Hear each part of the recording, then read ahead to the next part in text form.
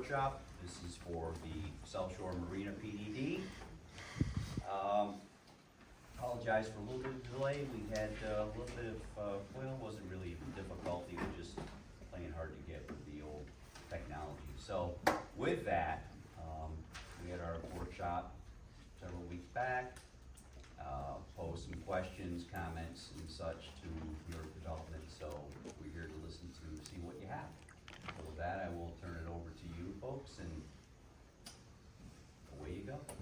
Excellent. Thank you. Thank you, Supervisor.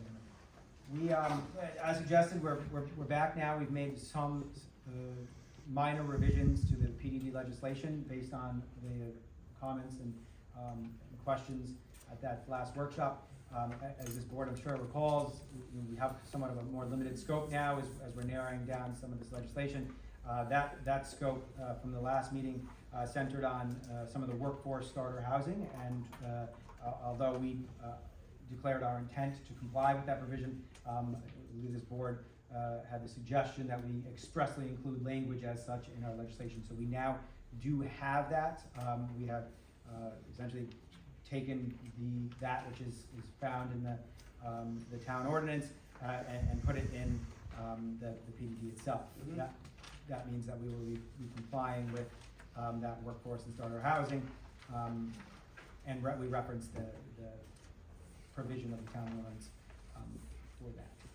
In addition, there were some questions raised regarding some of the environmental impacts of the proposed project, that being some clarifications as to the stormwater which currently exists on site versus that which is being proposed as part of the project, and we have Scott Lansing with that here to discuss that. In addition, a question related to the impact on steep slopes. And again, we'll ask Scott Lansing to speak to that. The last thing that we incorporated, there were several staff-related comments for the legislation itself, that being a table, a map index, which correlates to our proposed setbacks. And so we have provided a map which reflects those setbacks. In addition, we were asked to provide some additional parking. At the meeting, we also declared our intent to comply with the parking provisions of the town, but we were asked to incorporate those parking provisions within the PDD, so we have done that as well, as that they relate to each of our uses, and some clarifications regarding the payment of that public benefit. So I believe we have modified that to what we believe to be the town's normal course on that, where it would be just the two payments rather than further complicate that. So kind of simplified that. And as Attorney Schachtner suggested, that with the legislation changes, that we should make sure that our full environmental assessment form matches the reduction in the units, reduction in the height, the changes to this PDD as it has progressed and evolved, and so we have also submitted a revised EAF accordingly. Going back then to the environmental impacts, I'll introduce Scott Lansing here, and I'll run the computer because we have some graphics to demonstrate whichever you'd like to start. Sure. As far as the stormwater on the site, I know we did talk about stormwater at a prior workshop, but what I'll do is I'll go through kind of the basics of what we plan on providing for the parcel. I think that starts with the existing conditions on the parcel. Right now, to our knowledge, there are not any stormwater mitigation or treatment features on the parcel. So we do have an existing marina that does deal with the maintenance and service of boats. It deals with the storage of boats, deals with the launching of boats and other vehicles on the particular parcel with no stormwater controls on the parcel. So right now, obviously all these parcels flow towards Saratoga Lake. So with that, any runoff that hits this particular site, any runoff that hits the impervious areas of this particular site, pretty much drain right to the lake without any sort of mitigation or treatment or regulation or anything of that nature. So those are the existing conditions on the parcel. As far as the proposed conditions, what we are proposing is to capture the runoff from the roofs of the structures, capture the runoff from the parking areas, put that into a stormwater management system that will have pre-treatment, it will have storage. The storage will hold that runoff, regulate that runoff to pre-development conditions, and it will also have a filter on the end of that, so there'll be a filter following the other mitigation as well. So that type of treatment, everything I just outlined as far as the design of that will be in accordance with the DEC requirements. So a full stormwater pollution prevention plan will be prepared for this parcel. It ends up being about a 3-inch thick document with all the various calculations and design parameters associated with that. That would be submitted to the town for the planning board review, that would be submitted for the town engineer review. So all of our work will be checked by those individuals. And then last but not least, we would be required to file what's called a notice of intent with the DEC. That basically puts it on file with the DEC, that there is a stormwater pollution prevention plan prepared for this parcel, and that we are in accordance with that general permit, which has the various state requirements for the stormwater mitigation for the parcel. So that's kind of everything in an overall. Specifically for the site, we have not done specific stormwater design for the parcel just yet. That's something that with the hopeful PDD approval, we'll go to the planning board, do the site plan design for the parcel, and we will design those various features. As far as where on the site we would perform that mitigation, I think we have a good amount of room. Maybe I'll start at the upper left of the parcel, building D, which is the north orientation is down on the page, so I'll just do upper right, left, whatever, to make things easier for everybody. So the upper left on building D, the parking lot in the back, and the roof of that structure is at a higher elevation, so we see both of those draining to an underground system located in the back of the parcel. So it would be something underground. It would be a pre-treatment unit, it would be an underground chamber system and a filter. All that would be underground, in the back portion of the parcel. There is a small amount of the impervious area for building D that we could probably not get to that underground system because the grade comes down towards Route 9P.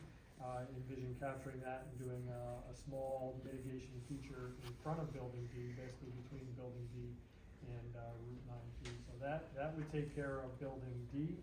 As far as building B, which is the upper right building, that building right there, similar to building D, the roof is obviously at a higher elevation. That would be captured and put into an underground system between building B and Route 9P. That pavement is at a lower elevation, so we can easily put that into a chamber system and treat that in that area. Buildings A and C are in the lower portion. A is the larger building, kind of the B-shaped building, and building C is the smaller building. The parking area between the larger building and Route 9P is at a higher elevation than the parking between those two buildings. So the roof for building A and the parking between building A and Route 9P is proposed to go into an underground system underneath the parking lot. And then the runoff from building C and the lower parking area would go into an underground system between those two buildings. So again, we feel there's more than ample area in those locations I outlined to do the mitigation, to again provide that pre-treatment, provide the storage in the chamber system that would mitigate the runoff, the peak flows of the runoff, and then also enough room for filtering that runoff before it is discharged to the natural drainage course, which is Saratoga Lake. That's essentially it. If there's any questions or anything I can try to address on that. I'm satisfied with that. Just as a question, I happen to think, Scott, in terms of with capturing runoff, and this is just a question for myself, in terms of any of that water, is there any chance that can be reused? Like a cistern effect, if you will, Yes. for irrigation, for plantings or landscaping or anything like that. It seems to me with that amount of watershed off of the roofs, you could very well capture and utilize Yep. quite a bit of water. And that's a great question, and actually you got maybe a little bit ahead of me on that. Oh, I'm sorry. That's okay, go ahead of me in that, when we do the actual design, put together the full stormwater pollution prevention plan, The DEC does require runoff reduction techniques, green infrastructure credits, and you need to meet certain credits. One of those credits is a cistern, and Great. we do implement cisterns on many projects now, because that does provide a good amount of green infrastructure credit. So that will be something incorporated into the SWIP. I didn't mention it because it would be something part of. Sorry to get ahead of you. No, that's okay. That's perfect though, I Yeah. like that. Yeah, but concept. absolutely, that is something where we can get green infrastructure credits and do something purposeful for the site. Great. as far as irrigation. Thank you. You're welcome. Anything? How are those green credits applied at the end? It depends on the site, depends on how much impervious area there is, how much impervious area you're exceeding, or adding. With this particular site, we already have a lot of impervious area because there's a lot of pavement there, on the parcel. So, we'd have to go through the formulas to see exactly what green infrastructure credits we would need to meet the DEC requirements. So I can't tell you exactly how that's done, but as far as the SWIP itself, how you put together that SWIP, you do the calculations of what you need for runoff reduction, apply those green infrastructure credits, and just make sure you meet what the DEC requires on those. So I don't know exactly what's needed. So it's a scale that you have to hit at the end of the project. Correct, yes, They- yes. Add or subtract to it as needed. Correct, I guess I understand your question better now. So yeah, as the project goes, the ultimate I plan. had a tough time with that too. so. When the entire project, the design of the entire project would include whatever green infrastructure credits are needed to meet the DEC requirements. Some examples of those are, conservation of areas, so perhaps some of the site is, permanently conserved. Tree plantings, cisterns, rain gardens, there are a lot of different things that can be applied, for that. Fire retention swales, there's a whole list of them, and we'll figure out what works best for this particular site. Thank you. So, Oh, yeah. No. I've read all the supporting documentation before it came through, and I got, so I have no questions. Great. You're good. I can make them up if you want. Just to be engaged, but I'm engaged. Trust me. You got faith in you. Gonna switch to slopes now, or? Sure, absolutely. Okay. Thanks, guys. As far as, slopes, I understand the town of Malta, like many towns, they have, restrictions on the development on slopes, or the impact of slopes, I should say. And, impacting slopes, there are different ways to impact a slope. If you have a particular slope, in this case, in the town of Malta, it's 15%. If you have a particular, slope and, the town, wants, impacts limited to that, there could be, impact to a slope where that slope, the cover is removed from that slope as a part of whatever that development might be. That can be a problem because as soon as you remove the cover, you increase the, potential for that, slope to erode. If it's already at, an area of concern as far as the slope goes, then, if you remove that cover, there's a higher potential for that to erode. There's also an impact to a slope where if a slope's at a certain percent and you impact it, you make it steeper, likewise, it increases the erosion potential on that particular slope. The slopes that are being proposed, slope impacts that are being proposed as a part of this project, I feel are significantly different than what I just outlined, in that those areas that are being developed are, being impacted, that either a building or pavement or some grading is being put in that area that will either reduce that slope, in that instead of it being 15% or more, it's now a roof that may be at a pitch that, the stormwater is collected from that, or it's at a parking lot that is 5% or less, because all the parking lots are 5% or less. Or it's an area where, that slope is being impacted because it's a transition area where you're going from the steep slope, flattening it out, and going to either the parking lot or the roof of the structure. So essentially, those areas that are being proposed, for sloped areas that are being proposed as an impact to this particular project, either a building or a parking lot are being placed on that.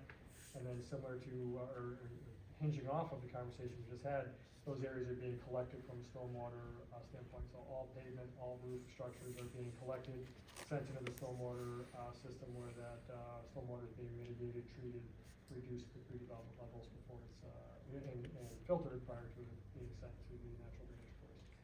So, not only I think our sloped areas that we're impacting are minimal, we're not impacting those in my opinion, because we're not taking away the cover or increasing the slope of those, slope areas. Scott, can you talk just a little bit, so 15% is kind of an ambiguous number to a lot of people, 15%. Can you talk a little bit about that? Because from our experience, 15% is a pretty nominal slope. Yeah, 15%, I think you'd be surprised if you saw 15% slope, and, you know, that is listed as a steep area, or an area of concern in the code. To put perspective on that, over 10 feet, that's 1.5 feet. So, you know, 10 feet is a pretty good distance. I think, 1.5 feet is not that high. A mowable slope, something that you can mow with your lawnmower without feeling like you're going to tip over. A typical mowable slope is a 1-on-3 or a 33% slope. So, you know, a mowable slope is more than double what the town outlines as a slope of 15% being a concerned slope. Just to put some perspective on that. A handicap ramp is 8.33%, just to give you an idea on that as well. So it's a pretty flat slope in my opinion. And I think, if I'm not mistaken, Scott, building B, which was one of the, I think it's the area that's actually impacts, if you will, the slopes the most. That's less than a half acre total. Correct, yeah, 0.35 acres, and there is actually another one on building B, that's about 0.29 acres, so if you look at that on the whole overall site, we're about 6 or 7% of the whole entire site, so Right. relatively small percentage.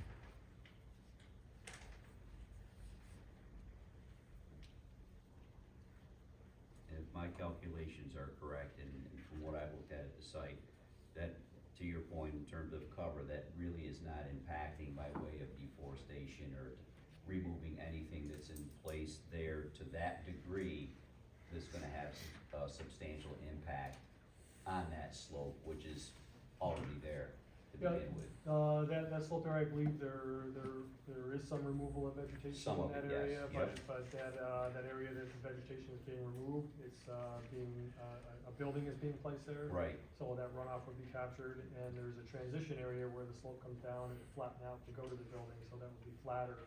So while the vegetation is being removed in a very small area, that, impact area would be flattened out to something much less than 15%. So what you're showing here, the green is taking some of the slope and Flattening it Cutting out into it. or putting a building on, or a parking lot.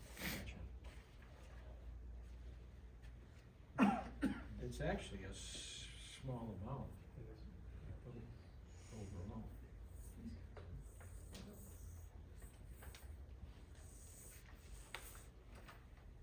and I know you've read it, so you don't have any questions. I got no questions at this Okay. time. I'll have a question when it comes to that. Thanks, Scott. And with that, that's kind of gone through all the new recent submissions. We did a little bit of cleanup of the legislation itself, nothing real substantive.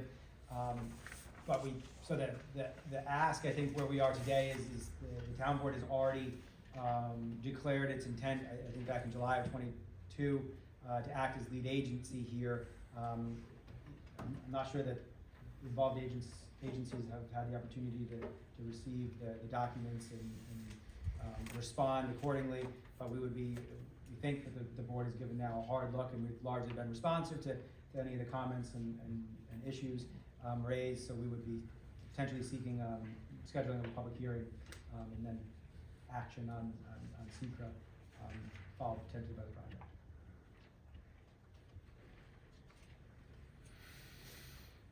Any staff comments? Well, I have one remark about section E on page 4.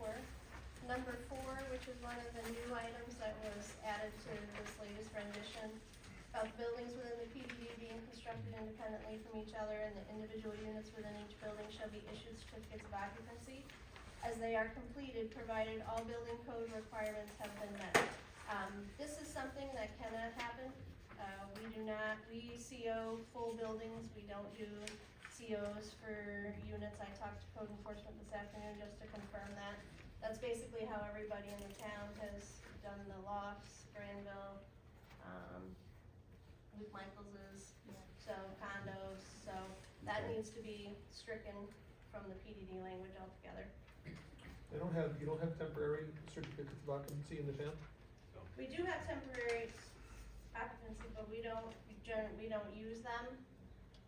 You know, if this is something that you wanna talk about further with code enforcement, to have this remain in here. Greg talked about something about blower door tests today. You'd have to do a blower door test for every single unit, and it's my understanding that that's pretty costly to do. So if you wanna hash that out with Greg Berg, who's code enforcement, to try and have this remain in, that's fine by me, but if he says it's a no-go, then I ask to have it stricken. It's right here, in the red line. It's page 4.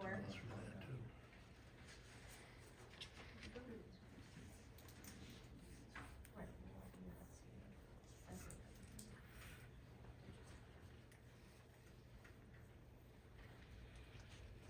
Anything else, Jamie or Gloria? One thing that's just a little minor, under zoning, section G, they have a 6-year in here, and the event construction does not commence on any lands in PDD district within 6 years. I think our code talks about 5 years everywhere else, so from an enforcement standpoint, we would like that to have to be 5 instead of the 6. We can make that change. Thank you. Okay, thank you.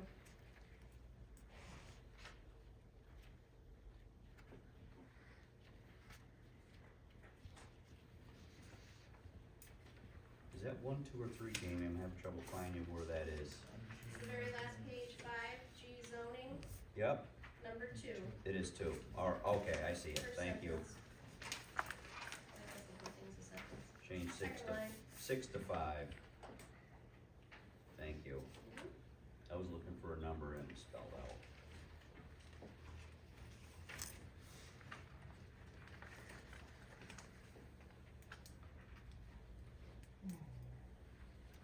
Anything else?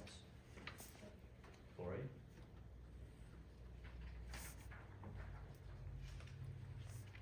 Greg or Al?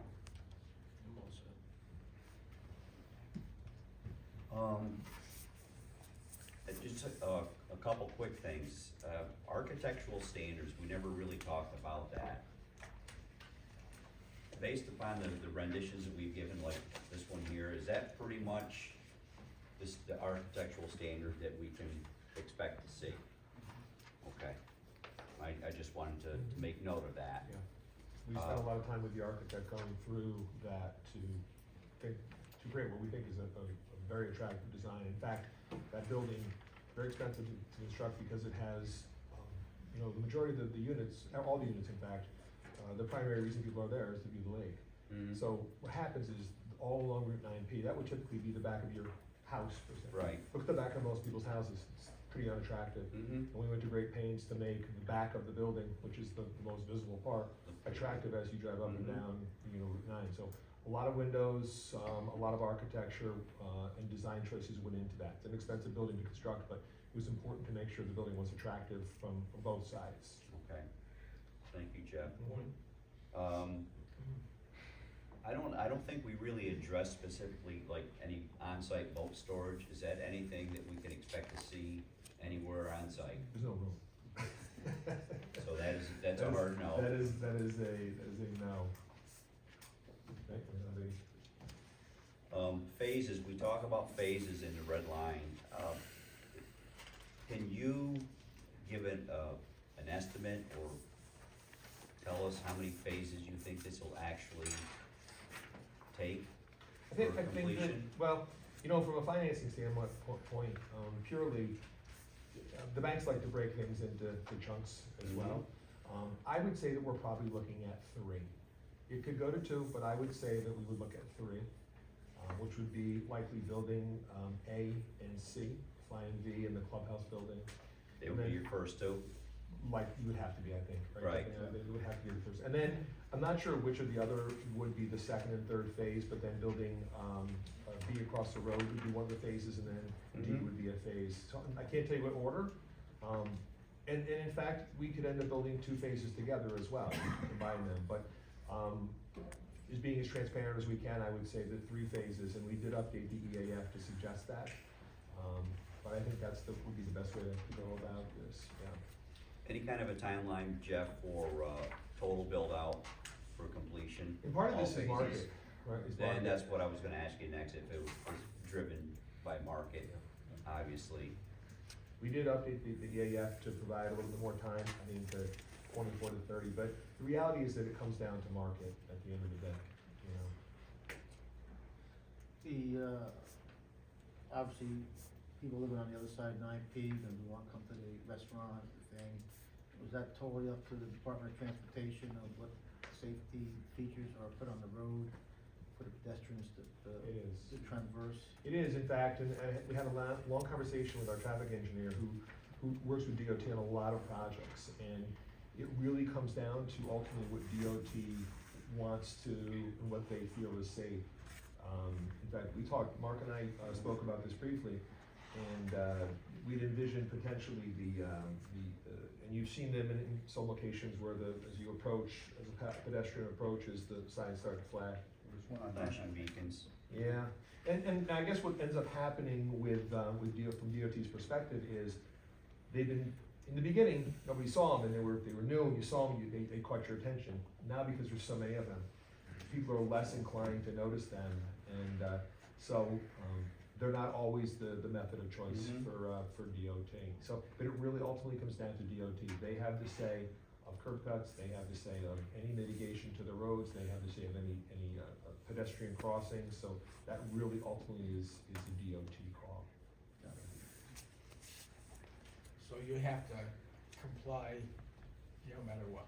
That's right, that's It's right. out of your hands. It's out of our hands, they have final say no matter what we want. I mean, there are times that you do a project, you wanna put a light in, right? And DOT says, no, there's no warrant, can't put a light in. And not putting a bridge walkway over the top, are we? We're not doing that. Just asking, No, just checking. no. I'm covering all questions that I can. No.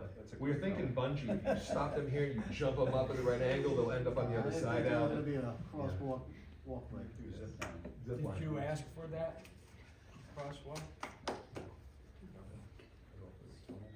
I'm sorry, what the? Yeah, thanks, Al. That has been a concern of what I've seen from the articles. Sure. Well, it's one of our biggest concerns, I mean, especially given our roundabouts, we know that they do accomplish moving traffic. You really don't have fatalities at the intersections because they're roundabouts, relatively low speed. The downside, of course, admittedly, is it's not the safest place to cross. So that's why we focused on mid-block. We're eventually gonna have one right out here, we are moving on that. I suspect we're gonna have even more, perhaps maybe down near the cemetery, down the road in the future. Because as you know, it's not safe to put them near a roundabout, but rather it's spaced a distance away. So we've acknowledged that, I mean, it's not an end-all, it's not the perfect solution.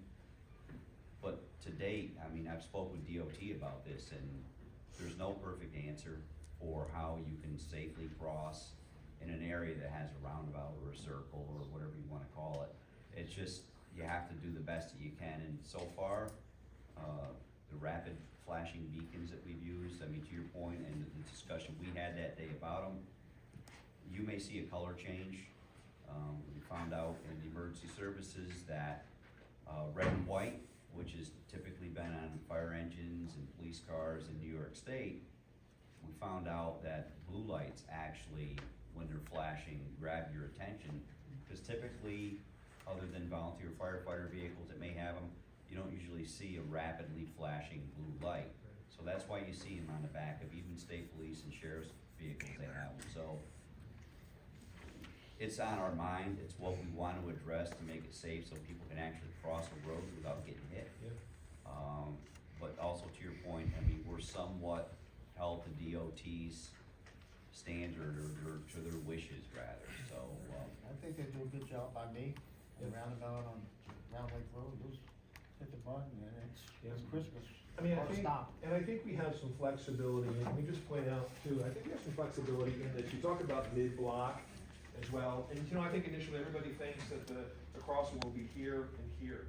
There's the entrance to the project, but we have the ability to cross anywhere in here, which would be mid-block as you talk about. this also, we could do a crossing further up here, so it would be away from the intersection. So I think there is some flexibility as you talk about, you know, mid-block crossing, so you're not Right. right at the intersection. Mhm. And that's important, obviously, for a number of reasons, for the folks that live there. Right. But also, we're planning on having a nice park down the road, Right. hopefully in the near future. I want those folks to be able to enjoy that while they're crossing, and other folks that may be coming down Plains Road, so there's a number of reasons why I wanna make sure that hopefully this will be done as safely, and I'm sure that they will, DOT, with their engineers, they'll have this done in a manner that will keep people safe as possible, so, Yeah, it's important to us as well. yes. Yeah. I Plus, believe the that. other thing, if they have some crosswalks in there, that's gonna slow the traffic down in that whole area, that whole strip. We would hope. Coming around, wow. We would hope. You would think so. Okay, but well, it's important to us as well, so certainly at the end of the day, you know, DOT has to say, but, you know, you fight that fight. and Exactly, make a, you and, know, and it's one that we're used to as of late, so absolutely understand that. Great, okay, Thank you for the input on that. certainly. Anything else? I'm not looking for them more deliverables. Legal, have any input at this time, Mark and or Steve? It was mentioned that it was a July last year resolution. It says two things, among other things. Among the things it says are referral to county planning board. There was a referral to county planning board, but it should be augmented because there's way more information now, so it should be Mhm. referred. And it also mentioned in that resolution, this board acting as the CEQA lead agency. And, as far as we know, the only other involved agency potentially eligible to be lead agency would be our very own Town of Malta Planning Board. And the town board should formally ask the planning board to consent to you all serving as the CEQA lead agency. Okay. Thank you, Mark. Steve, did you have any? There's a couple cleanup items, you know, from the red line to just renumber the letter, which I think will be apparent when you look at it, but, you know, you deleted B, so those things should be changed. And then following up on Mark's questions, with the architecture, can you clean up the language a little bit with respect to, that section, to, you know, more comport to what was just stated here?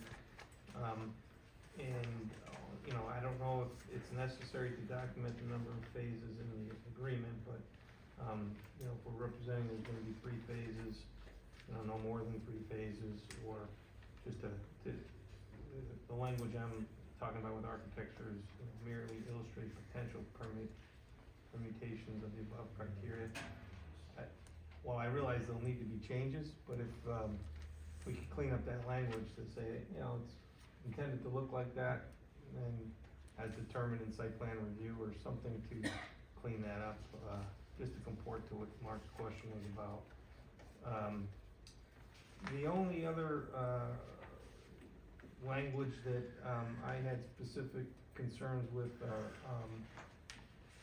after discussion with the planning department, I was just a question about the 12% number. Is that a calculation that you guys, and I don't know, I got here late, I don't know if that was addressed previously, what that figure represented. So the workforce housing or the workforce and starter housing, with the final design, there will be those types of units in all the buildings. Right. The final design of that would be a minimum of 12, is what we were really looking at. Ultimately, the entire project would meet the town code of the 35%, but having flexibility within the buildings, and we think we can accomplish that with that minimum of 12. Okay. Would it be possible perhaps to add some language that just says that you'll provide the necessary calculations at the time of building permit, or Certainly. some measure so the board can, you know? Yep. Alright. That'd be great. And Yep. then, with there is reference in here, to stormwater management and the requirements, just for consistency purposes. Wanted to see if we could add that down. You discuss it up above in, section D. Where is it? That's D5. And it says you'll, execute the maintenance agreement, and developer or the successors or sign shall be responsible. I was just hoping to also add that down below, into E, where it says common interest associations. That'll be their obligation ultimately. So where we have all common areas, signs and landscaping, and stormwater properly belongs in that paragraph as well, just for consistency purposes. Add reference to that, into section E. Yeah, E2, I think if you just, Okay. common area signs, Certainly. community landscaping, stormwater, those are the obligations that I think, I think it says it up above, I'm Yep. just the one who looks at it later, and Okay. why was it excluded there, I just Yeah. wanna avoid I it. think that's an easy change, Yeah. Steve, for sure. And then, the only, similar to that, and I know we don't know, because you just answered the question that Al asked about, improvements, there's two kind of silent areas, I think, in here, that we may not have the information, but it does say that the HOA will be responsible for sidewalks. Typically, that's an obligation of, if there are required by DOT, to be improved, I would think maybe up in section 14, there'd be a provision with respect to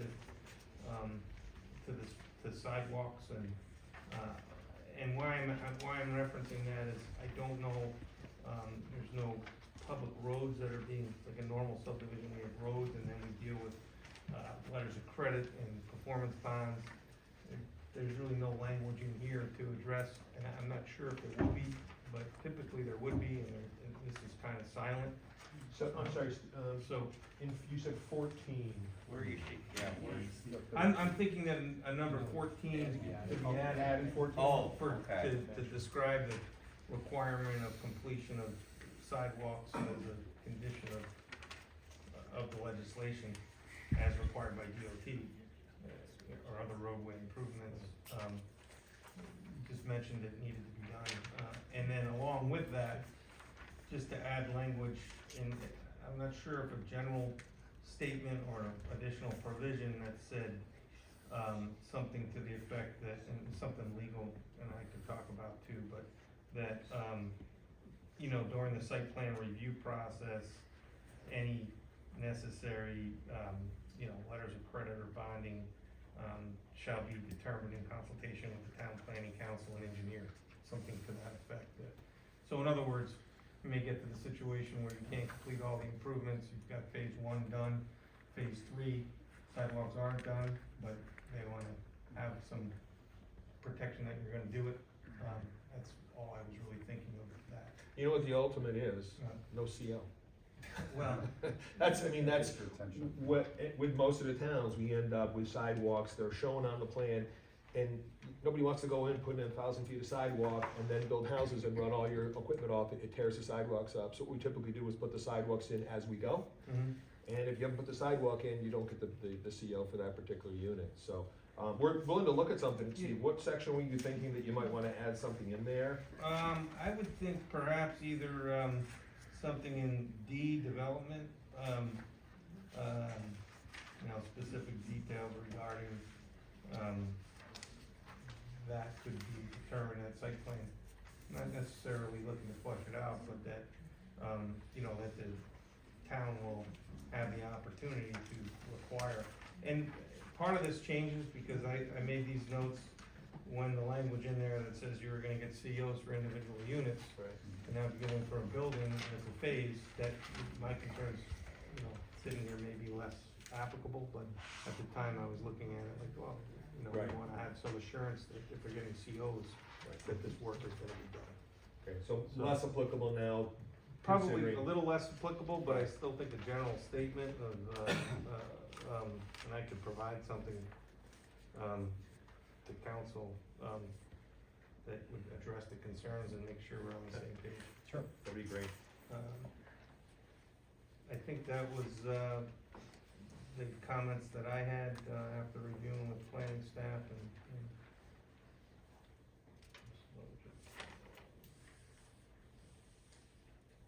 Yeah, I think we can address all those, Steve. All right, thank you. Certainly. Oh, there's one other, sorry. It's also with respect to the sidewalks. Under E3, you indicate that it'll be, you know, the ownership of the HOA, and I'm fine with that. I just, you know, our town code has specific requirements, so I wanted to state as, you know, set forth in the town code section. I didn't write it down, but at the end of that sentence, you have responsible for removal of snow and other obstructions that impede safe and reasonable use. You know, and I wanna say as otherwise set forth in the town code section. Just to make it clear that we're not intending to amend that section. Yep.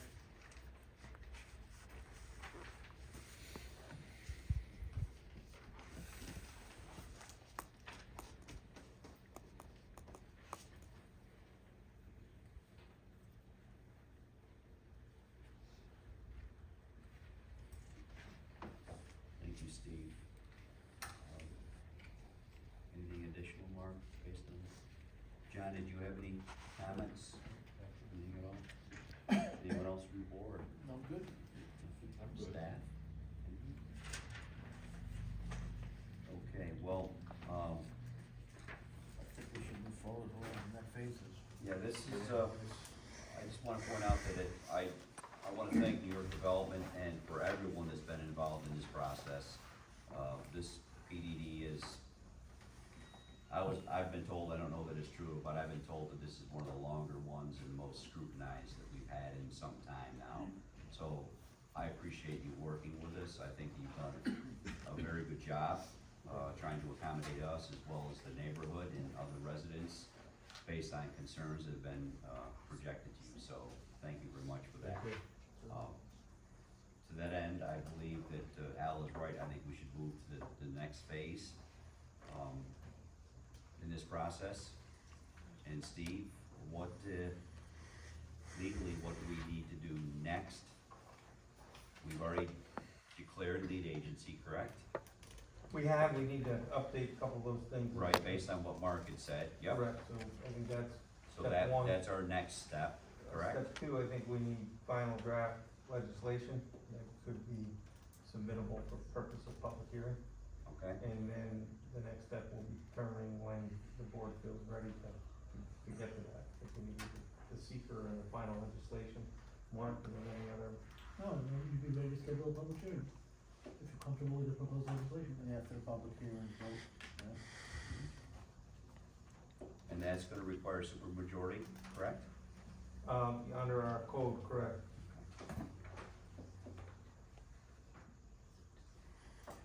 The referral to the county planning board is based on the substantive kind of development of the scope of the project, that's what you're saying, right? Yeah, because the statutory requirement is a quote unquote complete statement of the application. And the application's come a long way, as I understand it, since last July. So there was preliminary review by the county planning board, correct me if I'm wrong, Jimmy. But there was preliminary review by the county planning board at that time. The county planning board, knowing that there was going to be further development of the plan, said something about, but give us the rest of the information as it develops. Is there similar analysis that would pertain to the town planning board at this point? There's not similar analysis required of the town planning board. I mean, you could seek further input from the town planning board if you wanted to, but you technically fulfilled the requirement of referral to the town planning board. But you know, the thing has been massaged, as I understand it, since that referral, you could seek additional input. Thank you, Mark. The second follow-up to that would be that it is going to have to go back to planning board for legislation. Exactly. If it's a legislation, right. Mhm. You were asking before. I mean, it could be that their view would change, you know, they took a very firm view, you know, on the basis of the initial application, but perhaps they would be another perspective based on, defined project.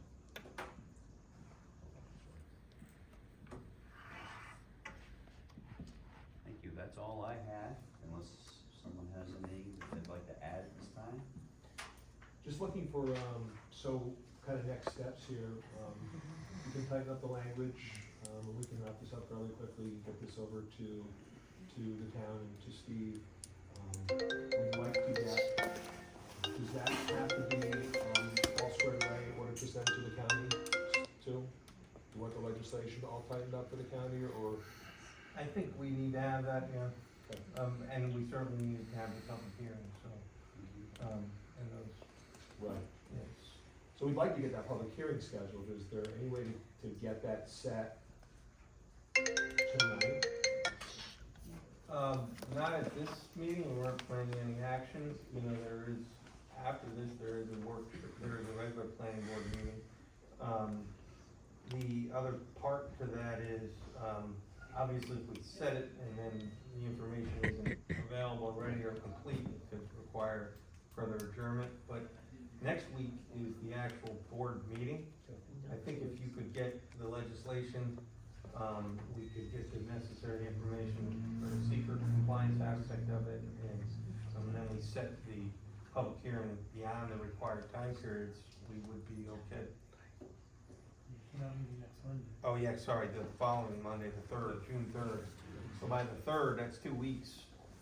And then, I mean, I'm not, the board could certainly say, yeah, we're comfortable based upon what we've heard to potentially put it on for a public hearing. Depending on when we get that information, the end of June or beginning of July would be, I think, the time period that we need. At the county referral 30 days. Can we meet on the Wednesday, the third? Third Thursday, we have to have materials there on the first Thursday. Right. So if we had the first Thursday would, you know, June opens with a Thursday, it's actually June first. alright, so,